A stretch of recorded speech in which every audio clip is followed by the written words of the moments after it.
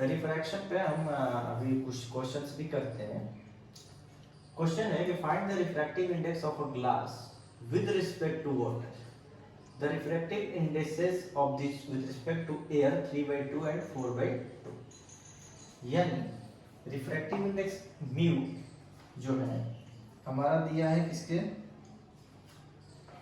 The refractive indexes of glass with respect to water find out करना है। हमें refractive indexes of air कितना दिया है जी,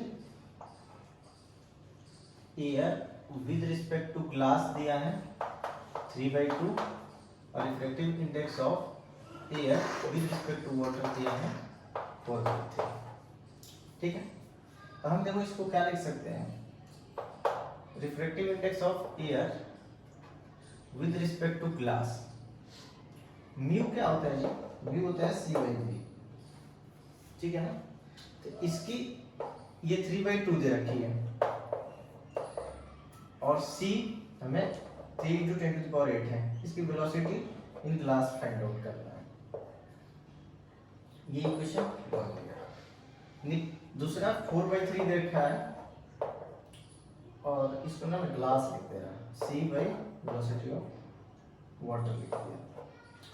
अब क्या करेंगे ना, हम दोनों को क्या करते हैं, डिवाइड कर देते हैं। दोनों को डिवाइड करेंगे ना, देखो ये कट जाएगा C और C, नहीं तो ये हो जाएगा 3/2 डिवाइड 4/3 यानी 3/4 is equal to C by velocity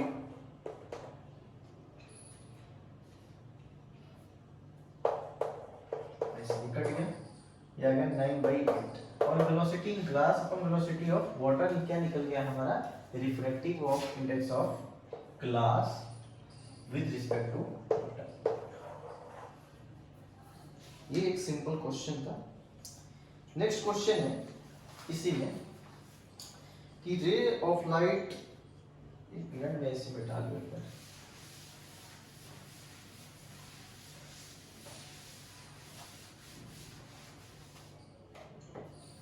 next question है कि a ray of light traveling in air falls on the surface of rectangular glass slab of a plastic material। एक रेक्टेंगुलर ग्लास स्लैब है और इस पे एक रे ऐसे गिरती है इंसिडेंट, ये नॉर्मल मैंने ले लिया, whose refractive index is 1.6 यानी इसका जो म्यू है ना 1.6 है और ये तो एयर है, ये भी एयर है, ये ग्लास स्लैब और एयर का रिफ्रैक्टिव इंडेक्स हमें पता है कि 1 होता है। ठीक है, if the incident ray making an angle of 53 degree, ये 53 डिग्री होगा, with the normal find the angle made with the refracted रे विद द नॉर्मल। अच्छा, अब ये हमें एंगल निकालना है, ये वाला एंगल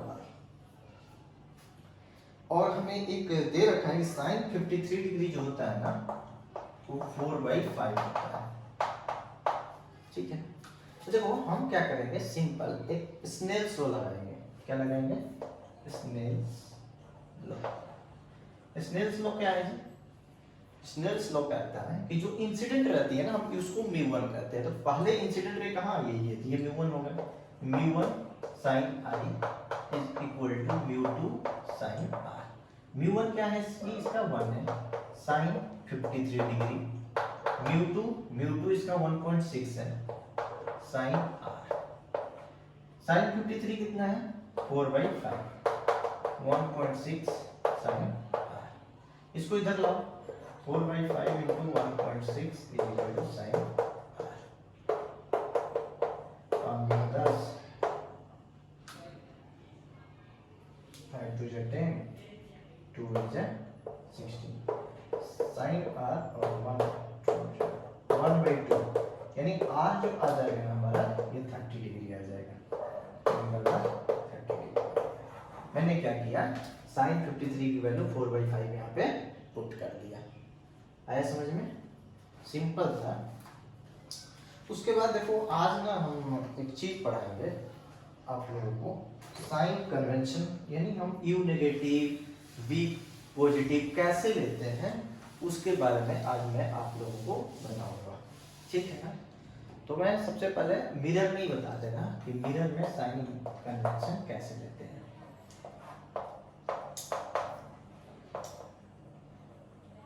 कन्वेंशन उसके बाद मैं लेंस में बता दूंगा कि साइन कन्वेंशन कैसे लेते हैं।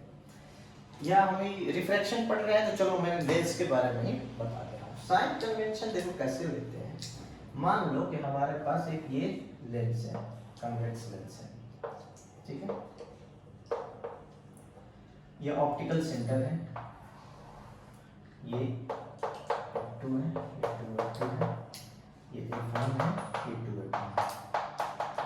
ये जो होता है ना, ये सेंटर ऑफ कर्वेचर होता है, ठीक है ना, रेडियस ऑफ कर्वेचर होता है। हमें पता है कि अगर कोई रे प्रिंसिपल एक्सिस के पैरेलल आती है तो फोकस से हो जाती है, प्रिंसिपल एक्सिस के पैरेलल होती है तो फोकस से हो जाती है।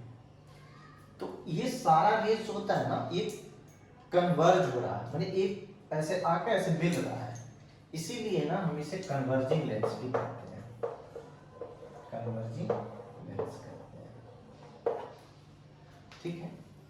अब देखो, अब साइन कन्वेंशन की बात आई जहां तक, तो मैं एक एग्जांपल दे रहा आप लोगों को। जैसे कन्वेक्स लेंस है,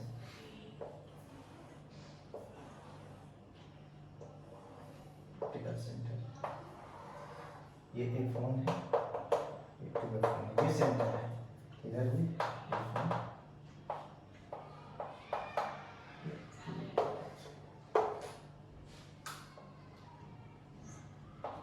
मान लो मैंने यहाँ पे एक ऑब्जेक्ट रखा, ये प्रिंसिपल एक्सिस के पैरेलल गया और फोकस है, एक रे इसका ऑप्टिकल सेंटर से गया। देखो इमेज जो बना ना, यहाँ पे बना सेंटर पे, दो रिफ्रैक्टेड रे कट की, एक ये रिफ्रैक्टेड रे R1 और ये रिफ्रैक्टेड रे R2। दो रिफ्रैक्टेड रे कट करने से क्या बनता है? इमेज बनता है। इमेज कैसा बना है? रियल और इन्वर्टेड बना है। क्यों? क्योंकि एक्चुअली रिफ्रैक्टेड रे मीट कर रहा है। अब देखो, हम हमेशा जो डिस्टेंस है ना ऑप्टिकल सेंटर से मेजर करते हैं। तो ऑब्जेक्ट देखो, ऑब्जेक्ट हमने ऐसे, हम ऐसे मेजर करेंगे ना, ऐसे इस डायरेक्शन में ऑब्जेक्ट डिस्टेंस मेजर करेंगे, ठीक है।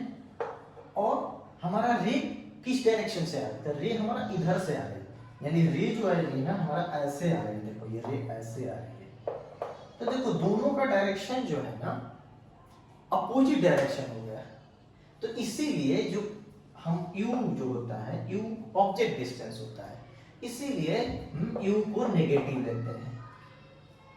v होता है हमारा इमेज डिस्टेंस। v क्या होता है? Image distance. तो चलो इमेज डिस्टेंस के बारे में पता चेक करते हैं। देखो ये रे हमारा इंसिडेंट रे ऐसे आ रही है तो ऐसे जा रही है, तो इंसिडेंट रे ऐसे गई, हमने लिख दिया इंसिडेंट रे। और इमेज भी हम यहां से ऐसे इसी डायरेक्शन में इमेज डिस्टेंस भी मेजर कर रहे हैं। तो इमेज डिस्टेंस और इंसिडेंट रे का डायरेक्शन सेम हो गया, इसीलिए हम जो यहाँ v लेते हैं ना पॉजिटिव लेते हैं। और इसका फोकल लेंथ देखो, फोकल लेंथ में भी सेम चीज, इसका रे का डायरेक्शन इधर है, रे का डायरेक्शन इधर है इंसिडेंट रे, और फोकल लेंथ हम ऐसे ही मेजर करेंगे इसी डायरेक्शन में, यानी हम लेफ्ट टू राइट। तो लेफ्ट टू राइट हमारा फोकल लेंथ भी ऐसे है, तो दोनों का देखो डायरेक्शन सेम हो गया, तो इसीलिए कन्वेक्स लेंस में हम फोकल लेंथ भी या पॉजिटिव लेते हैं। ये असली साइन कन्वेंशन होता है हमारा किसका? कन्वेक्स लेंस का। कैसे हम मेजर करते हैं किसी भी चीज को और उसका साइन कैसे पता करते हैं, ठीक है। जैसे अब इस पे क्वेश्चंस भी बहुत सारे होते हैं।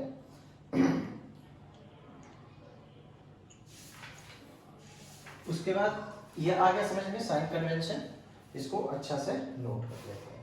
उसके बाद देखो साइन कन्वेंशन में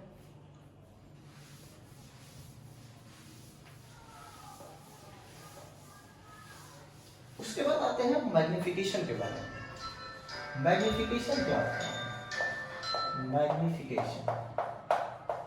मैग्निफिकेशन ये बताता है आपको कि हमारा जो ऑब्जेक्ट रखा हुआ था वो इमेज कितना टाइम्स, माने कितना गुना कितना टाइम्स इंक्रीज हुआ है या कितना टाइम्स डिक्रीज हुआ है। जैसे एम हमें बताता है, एम हमारा रिफ्रैक्शन में जो होता है एम वो v बाई यू होता है, ठीक है ना, v बाई यू, ठीक है। तो एक बात देखो, सिंपल सा चीज है, अगर हमारा m +1 आ रहा है या 1 आ रहा है, केवल m 1 आ गया, यानी 1 टाइम्स, यानी ऑब्जेक्ट जो है ना इंक्रीज हुआ है ना डिक्रीज हुआ है, उसका इमेज जो है ना same size of the object बना है। अगर हमारा m ग्रेटर देन 1 बना है, आ रहा है आपका, तो समझो कि इमेज जो है ना थोड़ा डिमिनिश्ड बना है, नहीं मैग्नीफाइड बना है, सॉरी मैग्नीफाइड। अगर हमारा m लेस देन 1 आ रहा है तो इमेज डिमिनिश्ड बना है।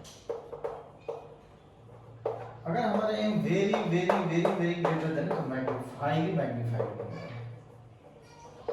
मैग्नीफाइड, ठीक है ना। अब देखो हमें पता कैसे चलेगा कि इमेज रियल है इन्वर्टेड है न्यूमेरिकली। तो अगर हमारा m नेगेटिव में आ रहा है तो समझो कि जो इमेज बना है हमारा रियल और इन्वर्टेड बना है, माने उल्टा बना है। अगर m आपका प्लस में आ रहा है समझो वर्चुअल और इरेक्ट बना है। रियल और इन्वर्टेड ऐसे, रियल और इन्वर्टेड उल्टा, ठीक है ना। Real object, virtual object, real image, virtual image, मैं यूट्यूब पे वीडियो डाला हूँ, उस पर आप जाके देख सकते हो कि इमेज क्या होता है, ऑब्जेक्ट क्या होता है। तो ये सब सारे बातें थी मैग्निफिकेशन के बारे में, ठीक है। जैसे यूवी हमने सारा बता दिया कि क्या साइन होता है, यू नेगेटिव वी पॉजिटिव कैसे होता है, ये सब सारा था। फोकल लेंथ क्या होता है, तो ये सारी बातें थी साइन कन्वेंशन के बारे में। जैसे अभी मान लो कि एक और मैं इमेज लेता हूँ, ऑब्जेक्ट लेता हूँ,